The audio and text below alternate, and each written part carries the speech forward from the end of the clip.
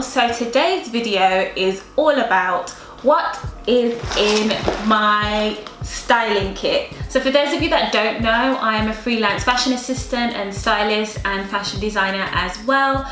So over the last 2 years I've had the opportunity to do fashion assisting with celebrity stylists. I think it's really important that for people who are watching me who want to get into fashion styling or who want to get into fashion design or fashion assisting, it's important to know what steps you need to take in order to get there and what you need to have in your kit once you are there. So without further ado, I'm going to show you what you should have in your styling kit, or what is the nearest thing you should have in your styling kit to be an efficient fashion assistant.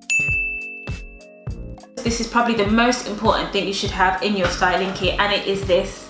This is a handheld steamer. I've had this lovely little thing for about 4 years. They use a lot of these backstage at Fashion Week if they don't have access to those massive steamers. You can just get a little one like this, and this is great for if you have a shoot in a location where there's not many plugs or there's just no space for a steamer. This is perfect, and you can pick these up from Moreplan for about 26 or 27 pounds. I put my name on my steamer at all times only because there are going to be other people on set with steamers, and just that nobody takes mine, or if somebody does end up using mine, they know exactly who they need to return it to. I got this for $9.99 on eBay, and you'll see a lot of stylists and makeup artists and hair artists with clear cases like this, and that is because when we're on set we need to be able to get to things quickly. So the best way to do that is just literally have a look in your case and just grab it, because we haven't got time to be like searching around for things. So it's always better to get a case that's see-through. But I tend to keep my sewing kits here and then my tape measures and snips here. The reason I love this styling kit in particular so much is because it has 2 sets of handles, so I can literally carry it like that. I can just wear it on my shoulder like this, and then I can just do what I need to do, and it means that my hands are just left free, or I can just wear it as a crossbody bag, because what you want to do is make sure you are quick and efficient and then get out of the way so that they can continue filming or shooting or doing whatever they need to do. Lint rollers on set are literally my best friend. I was on a show a few weeks back, and the lovely judge wore a velvet jumpsuit, and it was beautiful, but it attracted dust like crazy, and I think I went through an entire lint roll in an afternoon because I had to lint roll it so much. But you can pick up lint rollers from anywhere. You can pick them up from places like H&M for 99p. So at all times I always walk with 2 lint rollers, because if one runs out, I'll definitely need another one. I usually have pins in my pin cushion that I can just wear on my wrist like that, so if I need to, my hands can be free. I usually carry 2 types of pins in my styling kit. So I usually have pins with the heads on like this, and then I usually have dress pins as well. The reason I have dress pins is because they're usually a bit thinner, so if you're using finer fabrics they can slip through a little bit easier. I also have safety pins in my case as well, so I always have the large safety pins and I always have the small safety pins as well. And it's important to have both sizes because, for example, on a show that I was assisting on a few weeks ago, one of the judges wanted their trousers turning up, but we were about to go on set and I didn't have time to sew them. So what I did was I quickly pinned them up 5 centimeters with the safety pins, and then when it was time for a lunch break I quickly took the safety pins out, replaced them with pins, and then I could do my sewing and alter them properly for him. It is imperative that if you are fashion assisting, you must have your needle and thread at the ready at all times. So I always walk with white thread, I have black thread, and I have invisible thread. Black thread can be used in almost anything, but if you don't want it to be seen, white thread is great.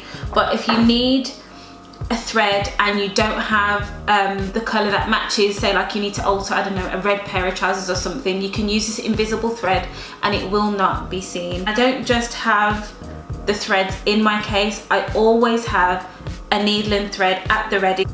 I also have a little case of needles that are different shapes and sizes as well. Some of them will be thicker for the thicker fabrics like denim, and then some of them will be thinner for the thinner fabrics like your crepes and your chiffon. You will need wet wipes at all times because, especially if you are doing TV styling, if something spills on an item of clothing, they need to be ready to film again within the next few minutes. So a wet wipe is a very, very good way just to quickly get a stain off or something, or just to quickly remove a makeup mark.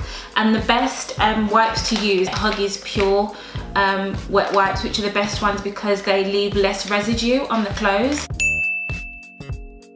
And the next thing is a shoehorn. Once you're dressing an artist or someone for an editorial shoot, once they've got their clothes on and they need to put their shoes on, it's better that they don't bend down. So if you can, try and do the laces for them, and then, or give them the shoehorn, because if they've had their nails done or something, it's not great if they're having to put their finger in the back of their shoes to get their shoe on. And the next thing I have is double-sided sticky tape. This is great for if you, I don't know, if an artist or someone needs to go braless for a shoot but you don't want the clothes to move. So you might just rip off a piece of this and just put it there to just keep a piece of clothing in place. I usually have 2 different sizes of bulldog clips with me at all times. These are great more so for editorial styling than they are for TV styling. In TV styling you wouldn't use these because they'd probably be seen on camera, whereas with editorial styling, because you're going to be shooting stills, this is great for if the model's clothes are too big for her. Then what you would do is you would pull the clothes back and you would just use the bulldog clip to hold the clothes in place, and then she would pose in a way where you can't see them. So these are really, really good. So you can pick these up from like WH Smith or something. Now you might be thinking, Shara, why do you have hand lotion in your kit? But there are going to be times where the artist you're working with or the person you're working with, they might request some because their hands might be a bit dry. So it's always just nice to just go in your styling kit and just grab out some hand lotion. It doesn't have to be cocoa butter, it can be any hand cream as long as they don't have sensitive skin. Pop socks are great for if you just need kind of a thin layer to go in a shoe or in a trainer, but you don't want the sock to be seen on screen. A pop sock is great. Usually I would go with the nude ones because they're a little bit thinner, but I think I was in a rush when I was on a TV show and I had to just buy the ones that were at the local co-op. What I do instead of having like 3 or 4 different pens is I just have this one pen and it has 3 different colours in it.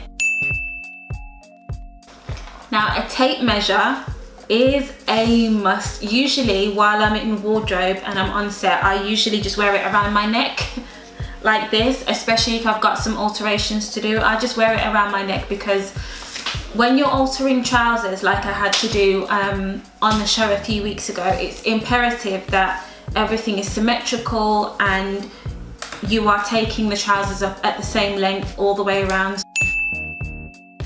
If you need to take a pair of trousers down, or you need to do any alterations before you start sewing, an unpicker is great for you to take out the stitches. If you have any like hanging threads or stray fabric or anything that just needs cutting off, instead of having massive scissors sometimes which can just take up so much space, it's good to just have these tiny little snips that can kind of reach those hard to reach places. I have 2 different types in my kit. I have the normal cotton bud, and then I have the cotton bud that is flat on one side and pointed on the other. And this is great if you are assisting on like food styling shows, because I've had a few incidences where people have got tiny bits of food on their clothes, but because of filming I haven't had time to either get it off them and get it off properly, or I just need to get it off in the neatest way possible. So what I've done is I've been able to kind of dip it in some water and then just do that and then get the stain out, and then nobody knows.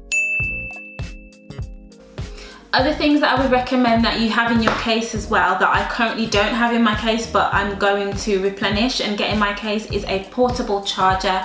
Every fashion assistant or stylist should have a portable charger, because you will be doing a lot of running around, and if you are a fashion assistant, you're going to be liaising with the stylist a lot and getting their approval on things. You're going to be getting their approval on pictures, getting them to sign off things, and you're going to be draining your battery, getting to different locations or different PR companies. I'd also recommend stain remover pens. There's this really good stain remover pen called Tide and Go. You can get them off Amazon. I think they're between like £5 and £11. I think you get 3 in a packet, and they're really good for removing stains. You should always have a Sharpie as well. That's just in case, I don't know, you need to quickly cover some laces or write something. A Sharpie is also good to have. Also, insoles and nipple covers are great, especially if an artist or a model needs to go braless. Nipple covers are the way forward. You can get nipple covers for really cheap. You can get them from about £2 in Primark, and then Primark also do a really good bra SOS kit for about £5. Guys, thank you for joining me. I really hope that you found this video informative and useful. If you have any questions, just leave them down below and I will do my best to answer them or do a part 2 to this video. I hope you've enjoyed it. If you did, give it a thumbs up. I will see you guys in the next video. Bye!